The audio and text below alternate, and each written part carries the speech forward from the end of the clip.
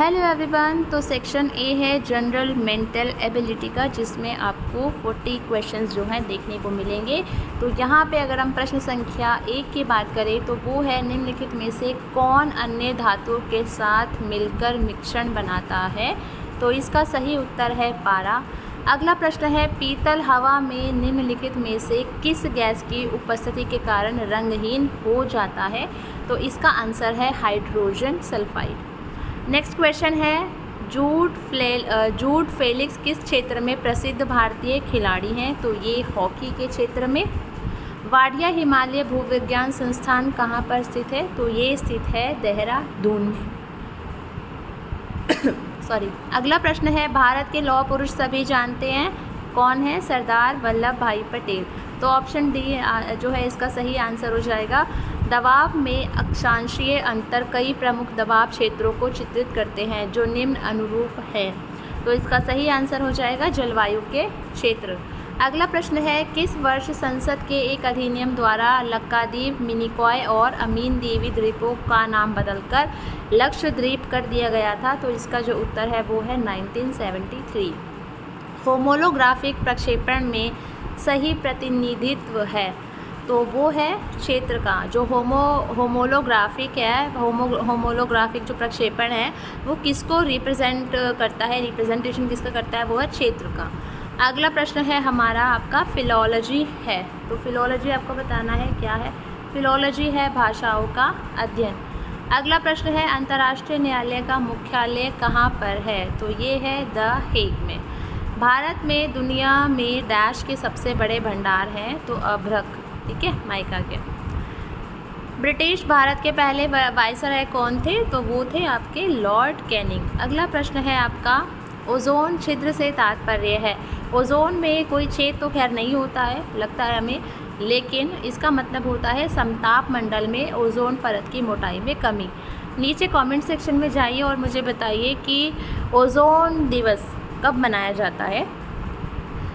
Question number 14 है, निम्नलिखित में से कौन सा कप या ट्रॉफी क्रिकेट से जुड़ा है। तो रणजी ट्रॉफी इसका जो है सही उत्तर हो जाएगा आपका। अगला प्रश्न है, सबसे पुराना वेद। तो वो ऋग्वेद है, सभी को पता है। अगला प्रश्न है, बेकिंग सोडा क्या है। तो बेकिंग सोडा एक सोडियम बाइकार्बोनेट है।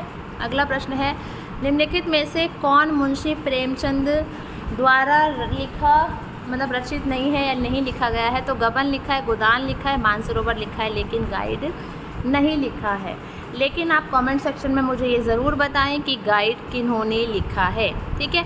सार्क की पहली बैठक कहाँ आयोजित की गई थी। तो सार्क की पहली बैठक जो है वो बांग्लादेश में आयोजित की गई थी। सार्क की फुल फॉर्म अगर आपको आती है तो डेफिनेटली आप लोग कमेंट में ज़रूर बताएं। चिपको आंदोलन की शुरुआत उत्तराखंड से हुई थी, सभी लोग जानते हैं। भारत का सर्वोच्च वीरता पुरस्कार वो है आपका परमवीर चक्र। अगला प्रश्न है आपका, सैटेलाइट लॉन्चिंग स्टेशन कहाँ स्थित है। तो सैटेलाइट लॉन्चिंग स्टेशन आपका श्रीहरिकोटा में स्थित है। भारत में डाक टिकट किस वर्ष शुरू किया गया था। ये किया गया था 1852 में। अगला प्रश्न है, संयुक्त राष्ट्र महासभा की, ओह माय गॉड तो ज़्यादा ही बोल्ड हो गया है, कि पहली बैठक निम्नलिखित में से किस शहर में आयोजित की गई थी। तेहरान, न्यूयॉर्क, सैन फ्रांसिस्को या लंदन। तो क्वेश्चन नंबर 23 का जो है आपका आंसर है वो है लंदन। तो लंदन इसका सही आंसर हो जाएगा। गोबर गैस का मुख्य घटक है। गोबर गैस का मुख्य घटक मीथेन है। कई बार ये प्रश्न पूछा जाता है आप लोगों से। पृथ्वी पर किस स्थान पर हमेशा बराबर लंबाई के दिन और रात होते हैं। तो इसका जो सही उत्तर है वो है भूमध्य रेखा। ए ऑप्शन इसका सही हो जाएगा। अगला है क्वेश्चन नंबर 26, आकाशीय पिंडों के अध्ययन को डैश के रूप में जाना जाता है। तो आकाशीय पिंड का जब अध्ययन होता है तो उसको हम किस नाम से जानते हैं।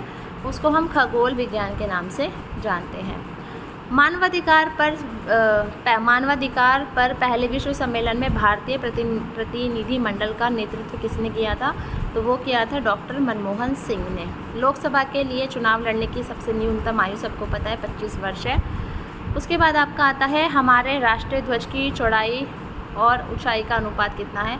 कई बार ये पूछा जाता है। तो इसका जो सही उत्तर है आपका वो है 3.3 3:2, 3:2। अगला है, किस राज्य में 7 बहनों का जलप्रपात है? क्वेश्चन नंबर 30 का आंसर है आपका मेघालय।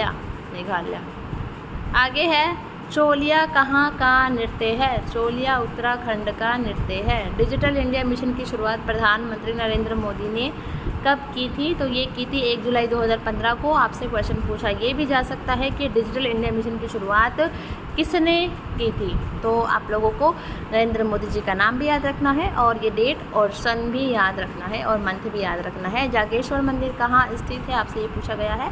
जागेश्वर मंदिर आपका उत्तराखंड में स्थित है। अगला है, राम में आर क्या है? तो राम में जो आर है वो है यादृच्छिक, ठीक है, रैंडम है। ना तो इसका मीनिंग रियल है, रीड है, ना रेट है, रैंडम आ जाएगा। आगे है, किस गांव को भारत का पहला 24/7 सौर ऊर्जा संचालित गांव घोषित किया गया था? तो इसका जो सही आंसर है वो है मोढेरा।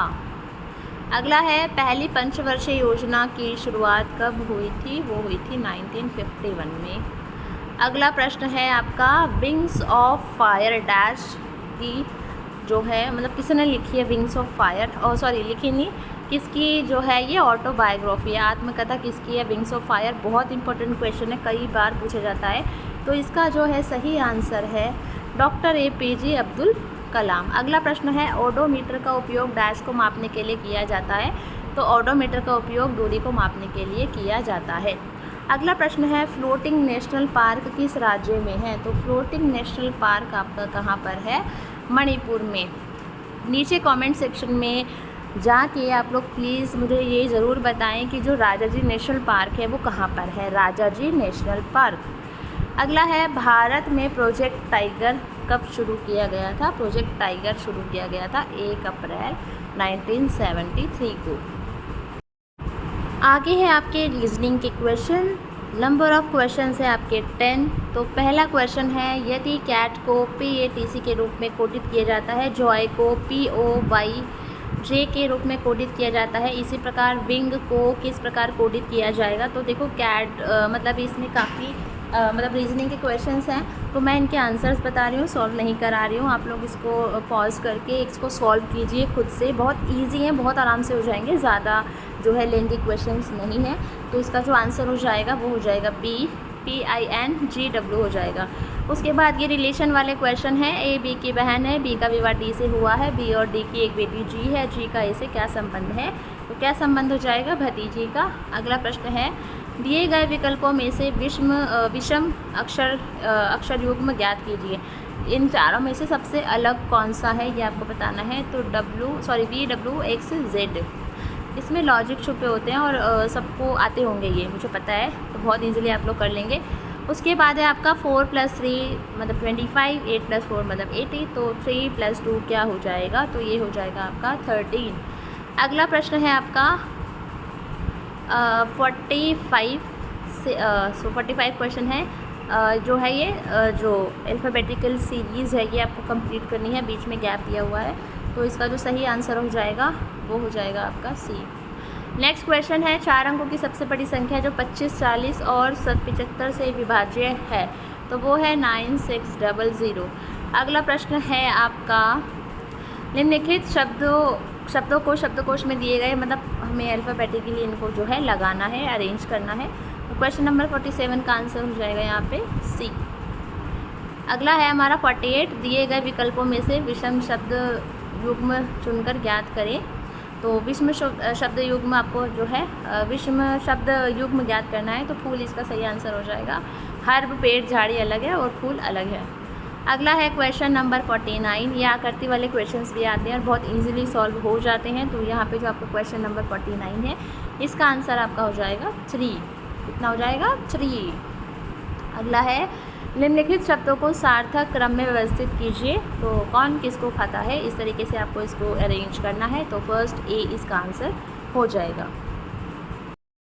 क्वेश्चन नंबर 51 है हमारा, भौतिक बाधाओं में शामिल है। फिजिकल बैरियर्स इंक्लूड, चलने फिरने में अक्षम व्यक्तियों के लिए सीढ़ियों के साथ कोई रैंप नहीं, अधिकांश सार्वजनिक स्थलों पर लिफ्ट की कमी, स्पर्श पथ की कमी। तो उपरोक्त सभी हमारा आंसर हो जाएगा। SCPWD की फुल फॉर्म इन्होंने पूछी है, skill council for person with disability Hindi में है दिव्यांग व्यक्तियों के लिए कौशल परिषद।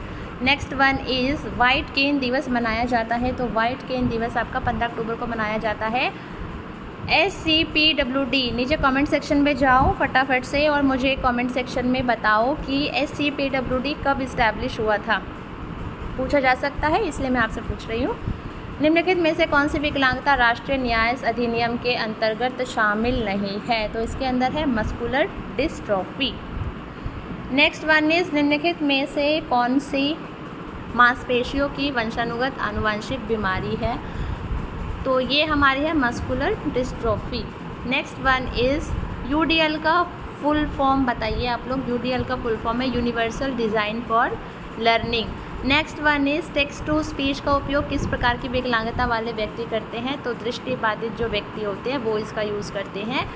RPDW एक्ट 2016 के अनुसार बौनापन का अर्थ है एक चिकित्सा या आनुवंशिक स्थिति से है जिसमें जो है वयस्क की ऊंचाई सेंटीमीटर या उससे, देखो RPDW एक्ट में 2016 जो एक्ट था इसका जो, क्योंकि ये चेंज हुआ था है ना, तो इसमें बौनापन को भी मतलब इन्होंने माना है, ठीक है, मतलब उसमें जैसे इनमें जो विकलांगताएँ रखी हैं तो उसमें इनको माना है बौनेपन को भी, लेकिन उस बौनेपन में कितनी जो हाइट है उसको मतलब माना गया है, तो वो है 147 सेंटीमीटर।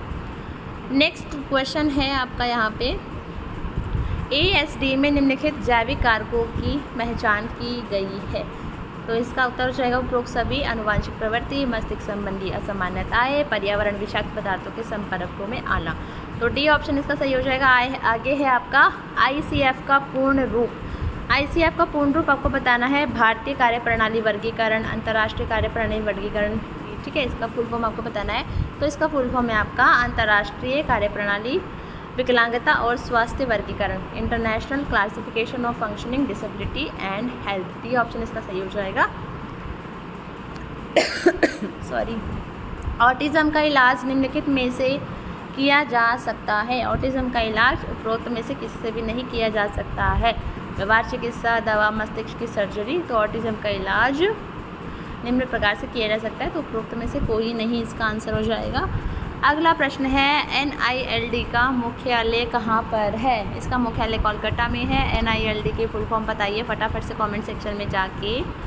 NEP 2020 के अनुसार SEDG का मतलब है, क्या मतलब है, तो इसका मतलब है सोशियो इकोनॉमिकली डिसएडवांटेज्ड ग्रुप, सामाजिक आर्थिक रूप से वंचित समूह। अगला प्रश्न है सीखने की अक्षमताओं में गणितीय विकार है, मैथ रिलेटेड जो बच्चों को डिसऑर्डर होते हैं उसको हम डिसकैलकुलिया बोलते हैं, कैलकुलिया, कैलकुलेटर, इस तरीके से आप लोग याद कर सकते हो। निम्नलिखित में से कौन सी विशिष्ट अधिगम विकलांगता का उदाहरण है, which of the following is an example of a specific learning disability, dyslexia इसका जो है सही आंसर हो जाएगा। स्पास्टिक सेरेब्रल पाल्सी के लिए दूसरा शब्द कौन सा है, तो इसको बोलते हैं हम लोग पिरामिडल, क्या बोलते हैं, पिरामिडल। संवेदी विकलांगता कौन सी है, श्रवण दोष। श्रवण बाधिता से पीड़ित बच्चों द्वारा अनुभव किए जाने वाला एक सामान्य मनोवैज्ञानिक प्रभाव है। देखो जो श्रवण बाधित होते हैं बच्चे, जो सुन नहीं सकते हैं या जिनको सुनाई कम देता है, उनको अनुभव किए जाने वाला एक सामान्य मनोवैज्ञानिक, उन पर एक सामान्य मनोवैज्ञानिक प्रभाव क्या है जो कि वो महसूस करते हैं, तो इसका आंसर है अलगाव की भावना, उनको थोड़ा सा मतलब अलग लगता है, ठीक है। देखो सामाजिक मेलजोल में वृद्धि, आत्मसम्मान में वृद्धि, दृश्य समृद्धि में वृद्धि, ये एक अलग चीज़ है, लेकिन एक अलगाव वाली भावना उनको कहीं ना कहीं लगती है जो उनको साइकोलॉजिकली उनको इफ़ेक्ट करती है, तो 68 का ये हो जाएगा। मस्तिष्क पक्षाघात है, सेरेब्रल पालिसी इज़ क्या है ये एक न्यूरोलॉजिकल डिसऑर्डर है, तंत्रिका तंत्र संबंधी विकार है। क्वेश्चन नंबर 70 है ISLRTC, इसका फुल फॉर्म आपको बताना है। इसका फुल फॉर्म है indigenous sign language research and training council. ये कहाँ पर है ये आप मुझे कमेंट सेक्शन में बताएंगे। स्वदेशी सांकेतिक भाषा अनुसंधान और प्रशिक्षण परिषद, तो इसका जो ऑप्शन है बी सही हो जाएगा। क्वेश्चन नंबर 71 है select the synonym of astonish. देखो सिनोनिम वो समानार्थी या पर्यायवाची होते हैं, हम सभी जानते हैं। यहाँ पर जो मंडेन है इसका मीनिंग होता है सांसारिक। ओवरवेम मतलब होता है डूब जाना, ठीक है, मतलब आश्चर्यचकित करना। तो इसका सही आंसर ये हो जाएगा। इम्प्रेस मतलब तो छाप छोड़ना होता है, और काम मतलब शांत। बी ऑप्शन करेक्ट हो जाएगा। What is a conjunction? Conjunction हमें पता है, अ वर्ड दैट जॉइंस। उसके बाद है what is the predicate noun?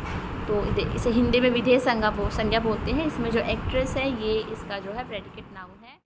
Sorry निम्नलिखित कह रही हूँ, इंग्लिश में हिंदी आ गई है। No sooner did the bell ring, इसमें आएगा then the actor started singing. अगला प्रश्न है किस तिथि को हिंदी राजभाषा बनाने का निर्णय लिया गया था? तो ये लिया गया था हमारा 14 सितंबर 1949 को। दशानन में कौन सा समास है? बहुब्री समास है। हिंदी में स्वतंत्र रूप से बोले जाने वाले अक्षरों को क्या कहते हैं?